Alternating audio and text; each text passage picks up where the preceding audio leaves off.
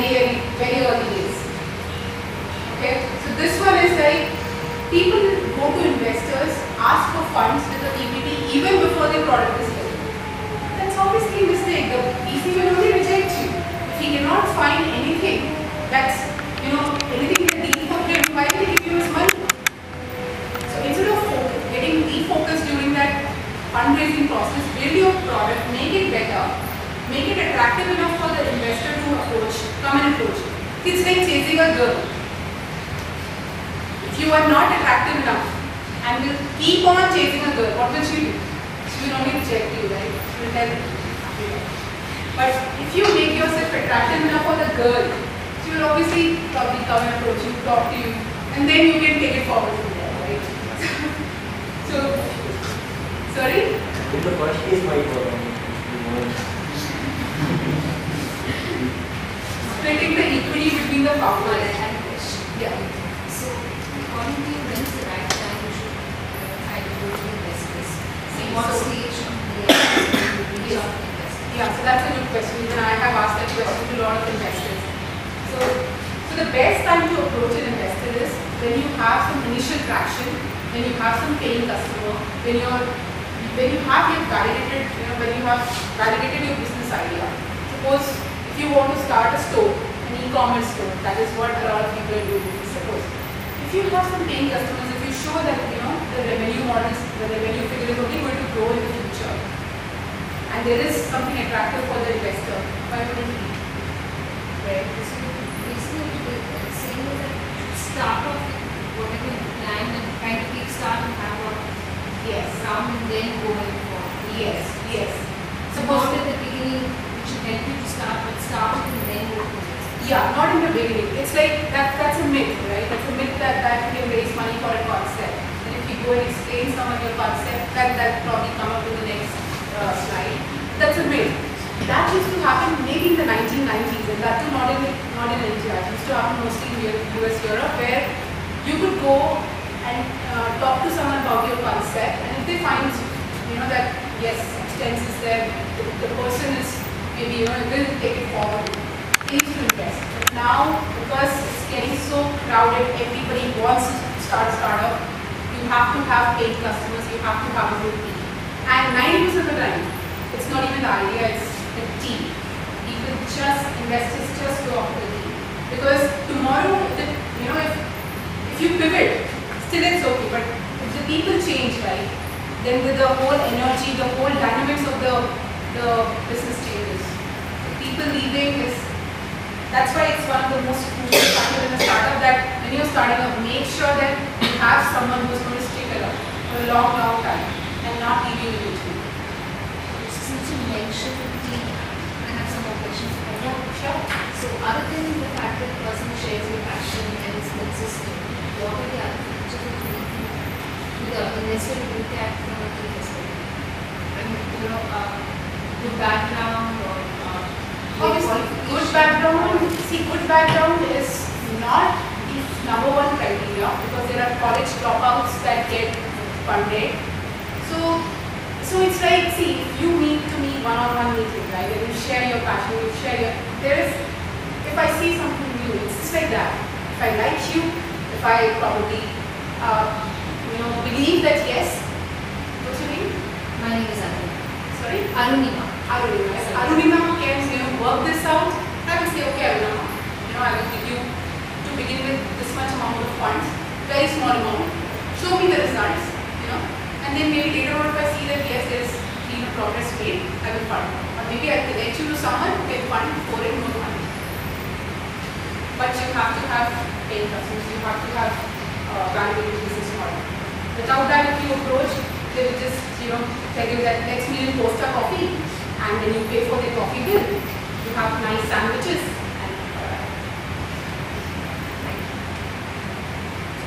Splitting the equity between the founders. So this is one of the mistakes. Even before you have customers, even before you have revenue, instead of focusing on these things, revenue, profit, if you start fighting with your partner about splitting the equity, how are you going to grow the business? It's a mistake, right? Someone whom you're sharing your passion with and you're fighting about equity with that person. That's a a mistake, but this happens a lot of times, especially in Bangalore, entrepreneurial group or the startup ecosystem. Oh my god, like, उसने मेरी equity में % ज़्यादा मांगी. Funny, but yes, it's a, you know, it's a reason for a lot of people to split. Not talking to customers much earlier. I've seen a lot of people who have given their like almost 24/7 working, and every time you meet them in a networking event, they're like, hey, with a lot of energy and vigor, they come and share their ideas and all that. But they're not that they're dumb people, but you know, they don't talk to customers from the initial days. It is like a constant feedback system. You build something, you show it to customers, take their feedback, fix the bug, make it better, show it to them again, if they like it, you know, that's the way. But if you keep thinking from your point of view that I'm making the best product in the world, I'll launch it, and finally then I'll take some feedback. That's a wrong approach. Because by the time you build something, your customer will want something else. So you have to keep asking for constant feedback. Receiving funding is equivalent to business success. A lot of media hype goes into this. You know, a lot of blogs covering saying that this startup got funded, this startup received X amount in funds from so and so investors, and to the outside world it looks like, oh my god, you know, funding. It's not equivalent to success. That is not a badge of success. What is a badge of success? Customers, revenues, profits. So unless until you are stabilizing these three factors, it's not a badge of success. So complacency sets in most of the life. If you see, okay, I'm funded now, whatever happens, you know, I tried this far, now let me relax a bit. Now hard work. That is a mistake. You have to now be more accountable to your investors, to the board of directors, to people who have shown their faith in you. Right? So a lot of people get a little lazy after this phase. Premature scaling, obviously, if you're tight on resources, tight on people, and you try to scale it, it's going to be a failure. So this is one of the deadliest mistakes a lot of startups make. And how do you decide? It's a very tricky thing. How do you decide when you have limited set of people, competitors are trying to do better than you? Scaling is like, you know, on your next checklist, you're not able to do funds. So this you will figure out as you know, keep going ahead in the business. Giving up too early. Giving up even without trying hard, and then seeing later on that someone else is doing the same thing in future, maybe, you know, not that great in quality, maybe worse than you, but still you will be left with the regret, right? That fast for our try karna. Wrong reasons to start with. There are numerous wrong reasons to start with, and I keep bumping into a lot of people who, you know, so-called entrepreneurs or whatever you want to call them, they just call themselves founder of something, of a random website. And if you ask them what have been your reasons to start up, let me just read out those things. Yeah, I'm very desperate since I can't find a job that suits me. That is one of the reasons to start a startup. Okay. My family has always been in business, so it's in my genes. I'd like to be rich, so I'll start a business.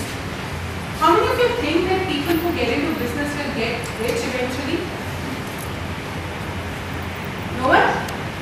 Cool, so that's a smart crowd, right? Because only 10% of the people who get into business actually make it, like actually make more money than they would have made being an employee. And the typical entrepreneur earns less money than he or she otherwise would have earned working for someone else. Okay? So be clear about that. If you think that you're going to make a lot of money by opening your own business, that's not going to be the case unless you make it really, really clear. All my friends own a hard business and seem to be doing well. That is not a reason for you to get started. I hate having a boss and just being an employee. Once you have a startup, you will be responsible to your investors, to the board of directors, to your team members, and if you keep scaling, like Breakfast has scaled to 800 people, the amount of pressure under which he has to work, you have no clue about it right now. I'm tired of working hard and being so stressed all the time. Welcome to the world of startup. You want to be stressed all the time. Though you start enjoying that stress, that's a different thing, but Life is very, very challenging. Now leave you with few myths. I like this quote a lot. To the outside world, a startup seems glamorous. In actuality, it's a bunch of unglamorous ways strung together to make a seemingly glamorous job. How many of you agree with this quote that to the outside world it looks glamorous? No one? You agree? Think about it again. So, like you mentioned, right? That if you have a concept, can you raise money for that? That's a myth. You cannot. You have to have customers. Raising a lot of money, media coverage is equal to success. It's a mistake. If someone is starting a startup, that's a mistake. They think this is the badge of success, and for others, it's a myth. VC myth, where this is a VC myth that if you're starting out, you need a lot of funds in your bank account, because most of it is said that most successful entrepreneurs start their companies with millions in venture capital to develop their idea, buy supplies, and hire employees. And I'll tell you an example of Bill Gates and Paul Allen, founders of Microsoft, who failed to secure venture capital when they started their company in 1975. They didn't get funded when they started. Cisco system was initially financed from the personal savings and borrowings of its two founders. So, and a lot of startups, most of them in the startup ecosystem also, they never go to VCs or investors in the very early days. They bootstrap for 2 years, 3 years, 4 years, 5 years of personal savings. And then only they get funded. It's a test of patience. You should hire senior members. But if you do this, the first thing is they're going to cost you a lot. Senior members, yes, they will definitely come in with their experience, but not with the flexibility, number one. Number two, you'll have to pay them huge chunk of money from your bootstrap initiative, which is a total no-go. The strategic vision myth. And a lot of people think that you have to have a well-considered business plan, you have to have a thorough research done before trying to start something. None of this is required in the initial stages. They are not the key ingredients. This strategic planning and research and all this comes up very later on. Financially, you cannot afford this kind of getting into this kind of research and strategic planning, right? Failing is the end of the road. So once you have failed, you're doomed. No one else will trust your idea, no one else will trust you, and you can never start up again. That's a myth, because you will soon learn that it will take few tries in life as an entrepreneur before you have your first real success. Make something, go test in the market, you'll understand something about startup industry. The second time you try, you'll have better connections, people will know you for building the first product, failing, they will respect you for your failure, and then slowly you get focused. It's not a shortcut to success. A lot of people are, the media is giving you an image. A lot of people are getting attracted to jump into startup because of that, but it's a very, very tough thing to do. Unless until you have that conviction in yourself and in your idea, do it. I'm not discouraging you, but just making sure that you enter into entrepreneurship for the right reasons and not make bad decisions, because there are people who are starting up, like very good at IIM Calcutta, IIT Delhi, or some IIM, and then starting up and then realizing that maybe they could have done better, working in some company. At least they would have had some good cash. Like life is boring as they're just doing a job, but paisa entrepreneurs के लिए पैसा कमाना बहुत मुश्किल है. That's a good fight. Anyways, so that's about it. I leave you with this small video, and I hope that someday, all of you will start, do whatever you want to do. Whatever excites you, do that. Try it out, because life is too short to be stuck in a wrong job.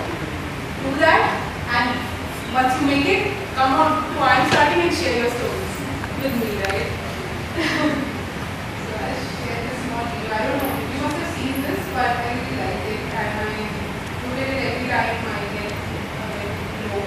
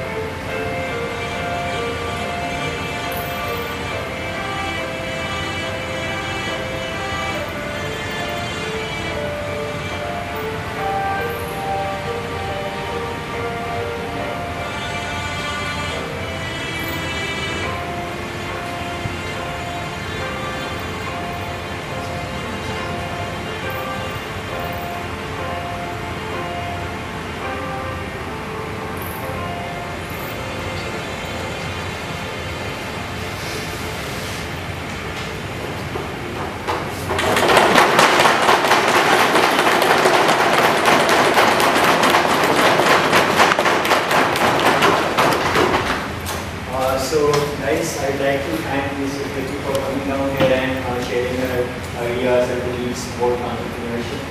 And I personally found this session very inspiring. At least prior to this, I never thought about like doing training startup training, but at least this makes you start thinking that this is also an option apart from your jobs, right?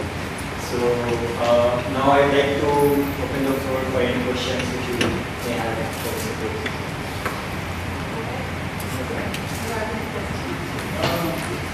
I just saw a post about card manager from IIM started. To be very honest, the first time I went to your website was 5 minutes before this. Sorry? I saw a post about cardmanager.com. I was just wondering what your opinion is on all these e-commerce startups and how you think they're actually doing, how many people actually survive. Okay, so see, right now it's become a trend, right? Everybody wants to do something, and e-commerce seems to be the easiest, one of the easiest options, right? So I'm not sure about the automobile accessories. That's what I asked him in the interview. That how do you make sure customers are coming to buy automobile parts online? Like I'm used to going to my service provider, the garage shop or the offline store, the brick and mortar store, right? So what will make me come to your website? That's what I asked him. The founder believes that there's going to be a change in the mindset of people because it's getting more and more difficult in metro cities to commute. And so these are like, and I'll tell you that there are a few people also who think like this. Like I never believed in online grocery shopping till I actually did it. I used to like, नीचे तो shop है, ले सकते हैं. Who will go and buy online grocery? Then I came to know that you can buy vegetables also online, and I did that just to experiment and what is the kind of experience you get. But the experiences that these guys are giving you are amazing, unbelievable. You just have to go online, book, look out for things that you want, and don't have to worry about because it's COD, so it will come to you and then you pay them. So they are giving you that kind of offerings, which will make you go and use that platform. So e-commerce is here to stay. It's not about it. There are a lot of people saying that there will be obviously leaders who will emerge and make it like really, really big, but it's not going to be big, just die out like that. It's a good thing to get into. Right now it's too crowded. There are a lot of Me Too cards. Everybody's doing it. You have to be very clear about pertaining to e-commerce. What I say that it's better to start with something which is very niche. Like I'll tell you what I'm starting. If you see, there are thousands of blogs who are writing about startups. The only differentiator which made I'm starting get noticed is the video platform. Right? I'm interviewing it. It's all done by a single person. I do everything, right from researching about these startups to editing to publishing. So I don't need people right now. That's a different thing. But so answering your question, that e-commerce is going to stay here, and you have to be very, very clear about the niche that you want to get in. Like him, I probably didn't see the website. I'm sorry about that. But one of the questions I have is when you look at a market like e-commerce, so where your idea, say you come up with a niche idea, you come up with an idea and you're not yet gone to an investor and you're basically trying to gauge how the market feels about it. But the fear that some of us have, the fear is that there is someone who has access to an investor, he sees your idea and he's probably able to make it faster and better than you because you not yet have got to that stage where you are an investor and you can make it good. So how do generally startups counter these kinds of, have you seen? Yes, lot of people. You need to say, you have an idea, you are still trying to figure out how to get into that market. Like existing market you want to change. No, I want to go to an investor soon. I have an idea, I'm trying to test it in the market, but there is someone else who already has access to an investor and who is able to replicate it. The same idea. Same idea and much faster. So when is the right stage to hit an investor?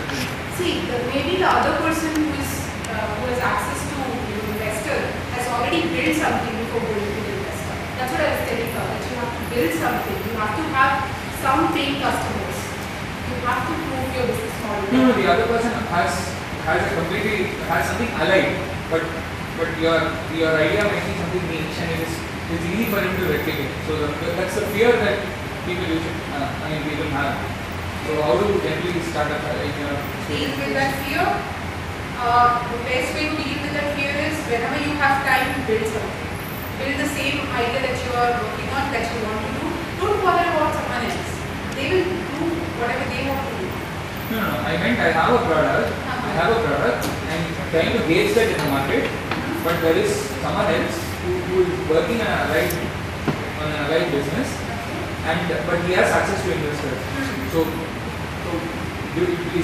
are there some lines that businesses draw where they think, okay, this is the time I go to an investor?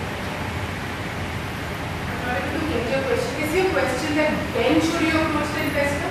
Yes, precisely the time, and especially when you're going in a field like retail where there will be a lot of.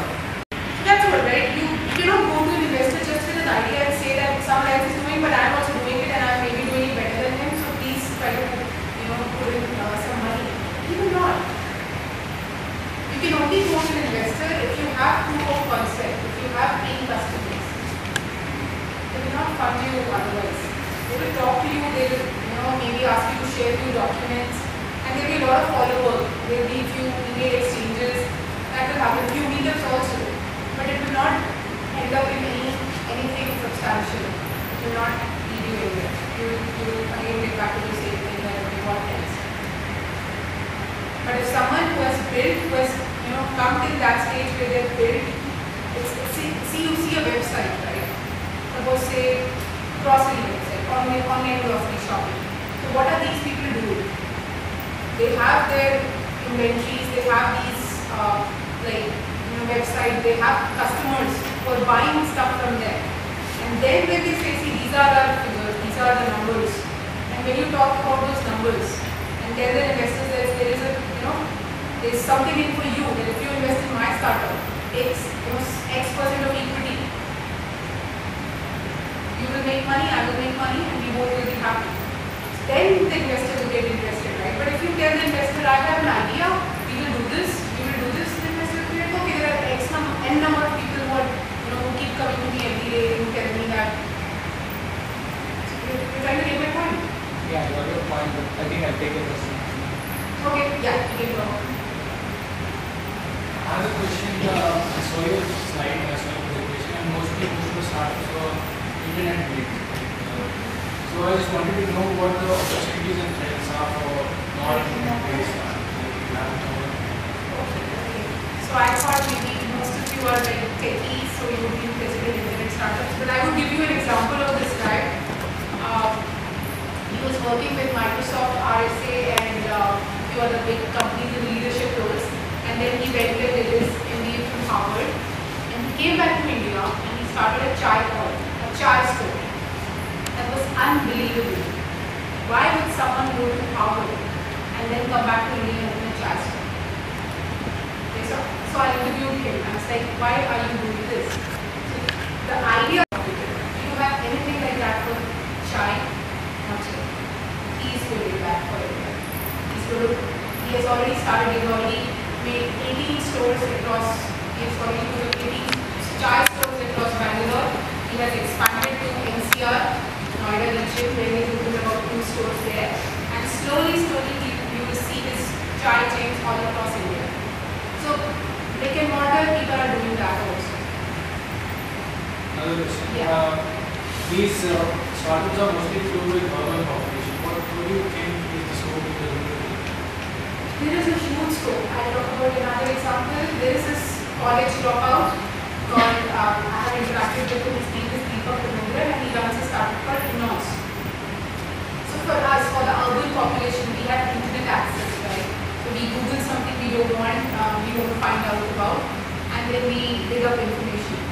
But for the rural people who have access to mobile technology, but not to internet, he has built a system for them where all these users or these, the non-urban sector can actually ask a question by dialing a number called 544 or something, ask a query and get back an answer within 5 seconds.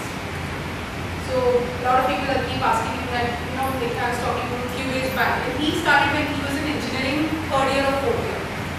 And then he left his college. He didn't feel like studying further, and then he just kept on building this. And recently he was like, he has been awarded a lot, like maybe got Forbes, MIT, like under 35, the most youngest innovators of the India or something like that. So that kind of technology, yes, people are working on that. So there are many more, not only that, this is one example. I think there are a lot more. Was that Just Dial? Sorry? Was that Just Dial? 6 people and No, it's called IIMs.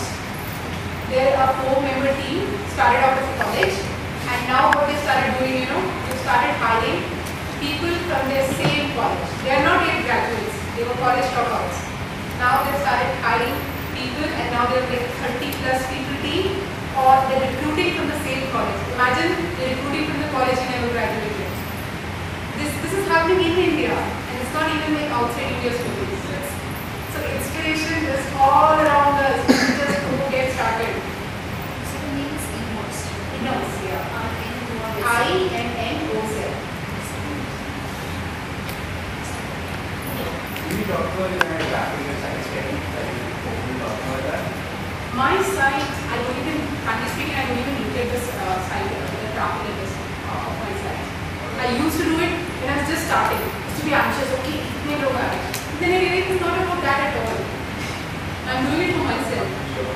And like, do you have any fancy medicine business or do you not care right now? Right now I was not sure when I started that if I want to convert it into business. But I have a partner now who is willing to, get in his experience of trying to monetize this project. So far it's been a project where I was getting some sponsorships and some ad monetization.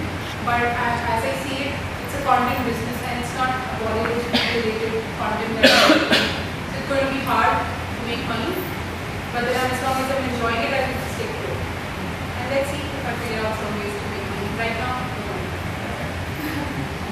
Mom, you said that you believe e-commerce is here to stay, but I feel lots of e-commerce sites nowadays are simply becoming clones of each other. So going ahead, what will be the key differentiator? Because even if you see Flipkart, I do a lot of online shopping of books, etc. But most of the time what I end up doing is I just find out who is giving it for the least price. So, I mean, they're not doing, I don't think they're doing enough, to make sure the customers go back to that one particular site only all the time. You mean so there are a lot of clones and... Yeah, like they're not exactly differentiating themselves. Like I don't see a difference between Flipkart and say India Plaza. If India Plaza is giving me something for 10 rupees less, then why Flipkart? Have you shared this with the founders that they should do something different to appease their customers? I can't do anything much about it. Yeah. We talked about getting investment from VCs. So even after you get investment, how much do they control what you do? And can you maintain your independence? Yes. So that's the challenge. See, till you're controlling it, till there is no external money, you're not responsible to it. Because it's your product, you do whatever that you want, right? But once investors pour in their money, they will keep a constant tab on your growth and how you're progressing, how much profit you're making for them, right? So then again the situation is very dicey, and it's like not many people talk openly about it, right? Suppose I have a startup and someone has invested money into my startup. So I wouldn't be willing to talk about my relationship with the investor or to the third person. So not much is known about that, but yeah, a lot of times people get into fights with their investors that this is not how I want. Strategic difference comes, right? I want to enter in this direction, and investor says we go here, but the investor has put in their money in it. So that is difficult, but I'm not really very sure how that happens. Sometimes if there is like some kind of what do you call it, khichav is the word in Hindi. And over there, they learn to manage it, but it's business, right? You cannot get emotional about it. That level, when you have investors' money into it, I guess you have to do it.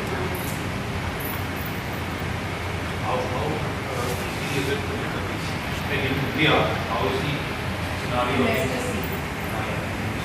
Okay, so I'll be honest with you.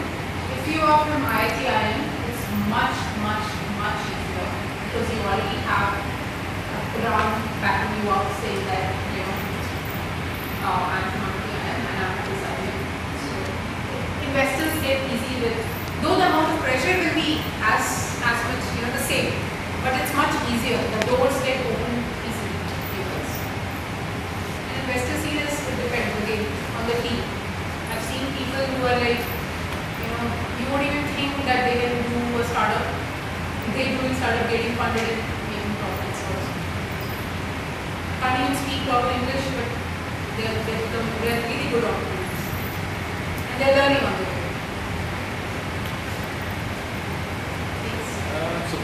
Suppose I have any idea. It's a unique idea. Let's assume I developed it, I thought about it, and I launched my product. Okay. But what happened meanwhile? Some big player, some big guy MNC got the idea of my idea. They launch their product and they expand like anything because they have deep pocket. Okay. Now I'm out of business. Yes. I'm sitting alone. I've lost my years. I've lost my money. Now what to do? How much do you believe in your idea? No, very much. It's a general question, not my personal view. Take this scenario. Okay. I don't know, I've not come across this yet where what would you do ideally in a situation like this? If you're just think about it, क्या करोगे और क्या करोगे? Just in the starting I would continue, I would try to make better, but I don't have money to compete with that fellow. Bigger players. So ultimately I will lose. So maybe you would start another one.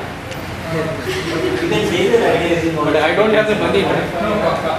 Taking up the next question, you may want to patent something, right? You may want to say you have a unique idea, unique product or something like that. You want to patent that. So patenting is a lot of money. You want to patent, it's a lot of money. So how do they? I'm still trying to understand. Even I don't know how this patenting works. Maybe I have to learn and talk to people about understanding. I don't know how this patenting thing works. So And how basically, you many file for a people patent. You basically file a patent. The cycle is about 2-3 years, Okay. and where you are granted. But of course, during that time, you are filing your patent. It's fine, and you are protected. But the question is, patent is a lot of money. It's about $20,000. They become the time that you want. So you've probably seen a lot of startups who made a patent their initial idea. So where do they get the funds from? Do they put their own funds, or can you go to an investor and seek funds? And that's why sometimes I'm not sure. I have talked to a couple of startups who have patented I don't think I've talked to any startup which has patented their idea. They say that they're patent pending process, patent pending startup. But I'm not sure if they paid for it or maybe I've not dig deeper into this aspect. because I just want to know how an investor perceives that. For example, I could put a patent application. Okay. So can I still approach an investor after that? Or because patent is a lot of money, right? So that's where we mainly done. I'm not sure about retail, what kind of patent. You say I make a product, electronic product, I want to patent that idea. Then that's a lot of money. But I may not be able to test it. So because if I go to the market, put it out in the market, I probably can't patent it up because it's almost like a published something, a presented thing. Okay. So I just want to know from you how people handle this. If you show you that it's like research, you definitely sign NDA. Yeah, but the point of going to an investor, before going to an investor, you want to put it out in the market, have a proof of concept, not just in terms of how it works, but in terms of how your customers perceive it. So once you go to a customer, you obviously can't pick it up because you're an unknown entity. So you probably don't have your high valued accounts or get where you can sign your NDAs. You're going into the market, see how the market but at the point in time you probably can't take it. So there could be products like that. So that's how they deal with it. Some guidelines,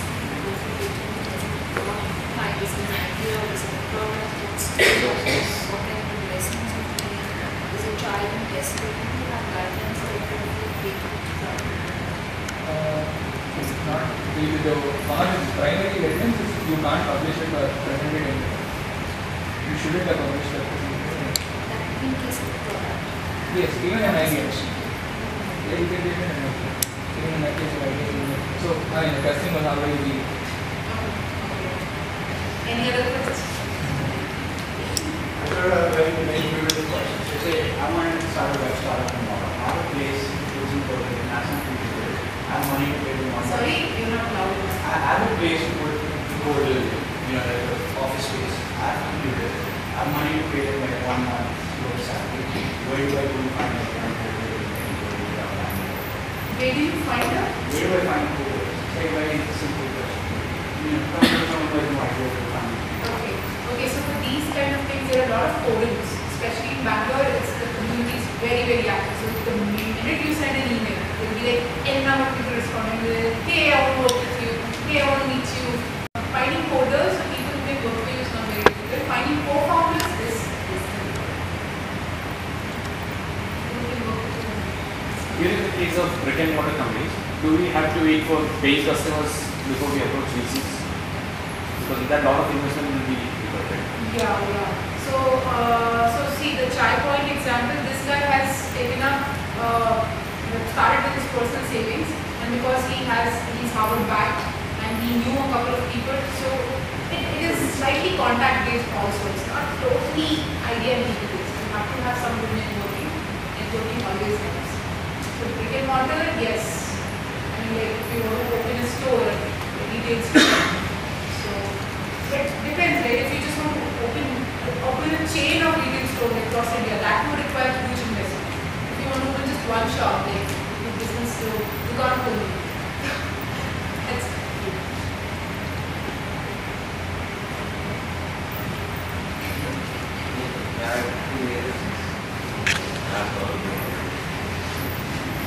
I guess the best way to answer your own question is to start doing something. Because till you will do it, you will be filled with doubts. Once you start doing it, all your questions one by one will start getting answered automatically. And you will figure it out. Say you were saying, right, if I fail for computer terms. So whatever we are doing, whatever I am doing, whatever Flipkart is doing, Amazon is doing, or a bigger media company is doing, what is making me stay is the rawness. There will be some differentiating factor that you, as a person, will bring into your business. As a personality, you will add to your